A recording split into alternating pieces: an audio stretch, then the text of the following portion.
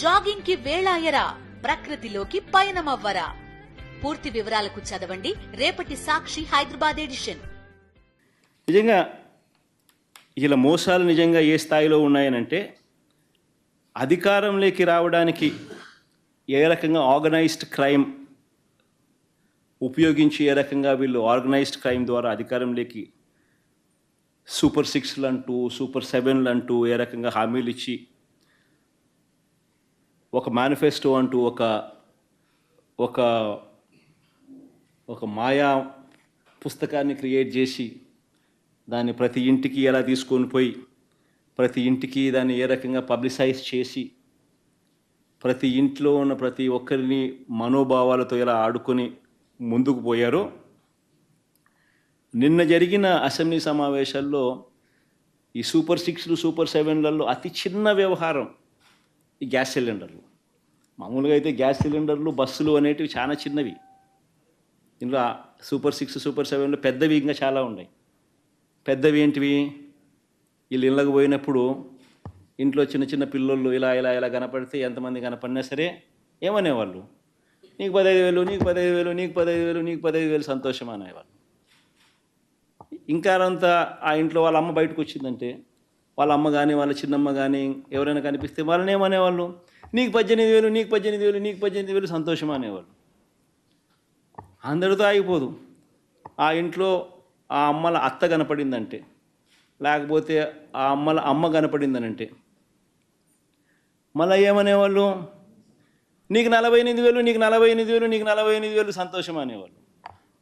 వయసులో పెద్దోళ్ళు కనపడితే 50 ఏళ్ళు దాటే వయసులో కనపడిన వాళ్ళు నీకు 48,000, నీకు 48,000, నీకు 45,000 అనేవాళ్ళు.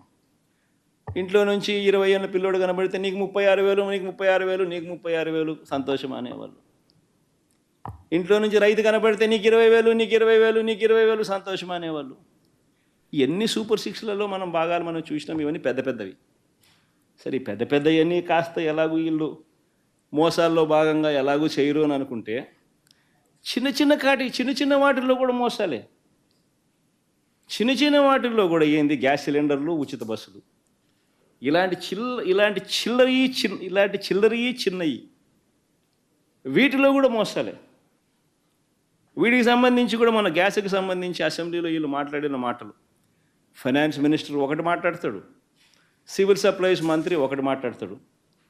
నిజంగా ఆంధ్ర రాష్ట్రంలో యాక్టివ్ సిలిండర్లు ఎంత ఉన్నాయనంటే, ఇది ఎల్పిజి కనెక్షన్స్ ఆంధ్ర రాష్ట్రంలో దేశంలో మొత్తాన్ని చూస్తే ఎంత ఉన్నాయని చూస్తే వాళ్ళు పెట్టిన రిపోర్ట్ల ప్రకారంగానే ఆంధ్ర రాష్ట్రంలో యాక్టివ్ సిలిండర్లు 1,55,00,000.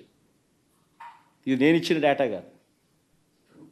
Source PSU OFCs, IOCL, BPCL, HPCL వీళ్ళ డేటా ప్రకారమే ఆంధ్ర రాష్ట్రంలో యాక్టివ్ గ్యాస్ సిలిండర్లు 1,55,00,000 ఉన్నాయి. కర్ణాటకలో 1,84,00,000 ఉన్నాయి, కేరళలో 96,00,000 ఉన్నాయి, తమిళనాడులో 2,33,000 ఉన్నాయి, తెలంగాణలో 1,24,00,000 ఉన్నాయి. మొత్తానికేమో మన ఆంధ్ర రాష్ట్రానికి వచ్చేసరికి 1,55,00,000. మరి 1,55,00,000 ఇంటూ 895 రూపాయలు ఇంటూ 3 గ్యాస్ సిలిండర్లు ఇస్తామన్నారు. ఎంత? 1,55,00,000 ఇంటూ 895 ఇంటూ 3 ఎంత బా? 4,200 కోట్ల? 4,200 కోట్లు. ఇది ఎవరికైనా అర్థమయ్యే లెక్కలే కదా. మన బడ్జెట్లో ఎంత పెట్టినారు? 895 కోట్లు పెట్టారు. అంటే ఒక సిలిండర్ కూడా ఇవ్వరు అందరికీ. 4,200, 3 సిలిండర్లు అంటే ఒక్కో సిలిండర్ 1,300, అంతే కదా? 1,350 కోట్ల, దగ్గర 1,400. అందరికీ 1,55,00,000 మందికి ఒక్కొక్క సిలిండర్ అన్న కనీసం ఇవ్వాలంటే కూడా కనీసం నీకు 1,600 కోట్లు కావాలి, అంతే కదా? 4,200 డివైడెడ్ బై 3 అంటే నువ్వు పెట్టింది 895 కోట్లు బడ్జెట్లో పెట్టింది. అంటే ఒక సిలిండర్ కూడా ఇవ్వడానికి కూడా నీకు మనసు లేదు. నామకే వాస్తే ఇచ్చామంటే ఇచ్చాం, చేశామంటే చేశాం, మోసం చేయడానికి అడుగును.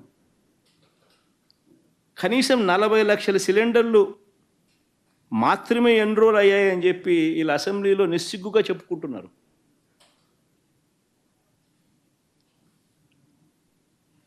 అంటే ఇటువంటి చిన్న చిన్న విషయాలలో కూడా ఫైనాన్స్ మినిస్టర్ ఏమో మేము 3 సిలిండర్లు ఇస్తామంటాడు, సివిల్ సప్లైస్ మంత్రి ఏమో ఈ సంవత్సరానికి ఒకటి ఇస్తామంటాడు. అంటే ఒక మంత్రి చెప్పేదానికే ఇంకొక మంత్రి చెప్పేదానికి కూడా వీళ్ళిద్దరి మధ్య పొంతన లేదు. అసెంబ్లీ సాక్షిగా ఫైనాన్స్ మినిస్టర్ 3 అంటాడు, సివిల్ సప్లైస్ మినిస్టర్ 1 అంటాడు.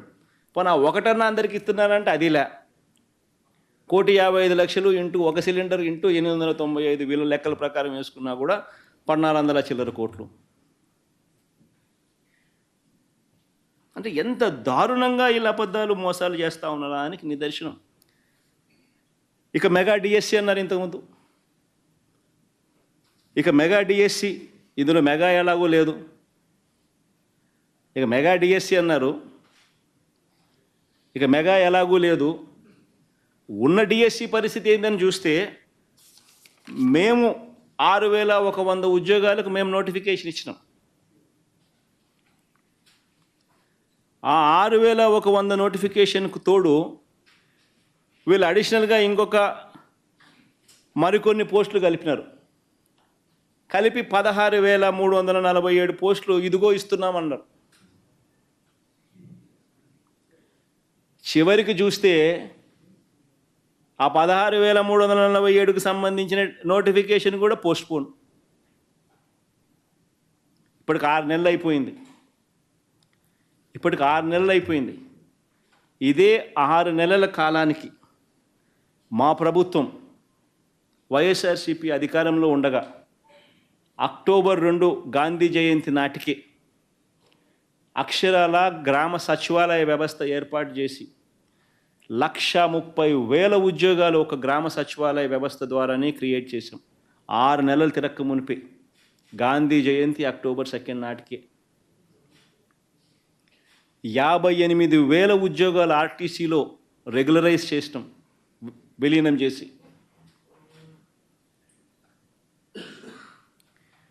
రెండు 2,66,000 వాలంటీర్ ఉద్యోగాలు, 2,66,000 వాలంటీర్ల నియామకాలు అక్టోబర్ 2 కల్లా. అంటే మా గవర్నమెంట్ వచ్చిన 6 నెలలు తిరక్క మునిపి మేము ఇన్ని ఉద్యోగాలు కల్పించినాం ఉట్టి గవర్నమెంట్ సెక్టార్లో. మరి చంద్రబాబు నాయుడు గారు గవర్నమెంట్ వచ్చి 6 నెలలు అయినంత వరకు ఒక్క ఉద్యోగం అన్నా ఇచ్చారా అంటున్నా.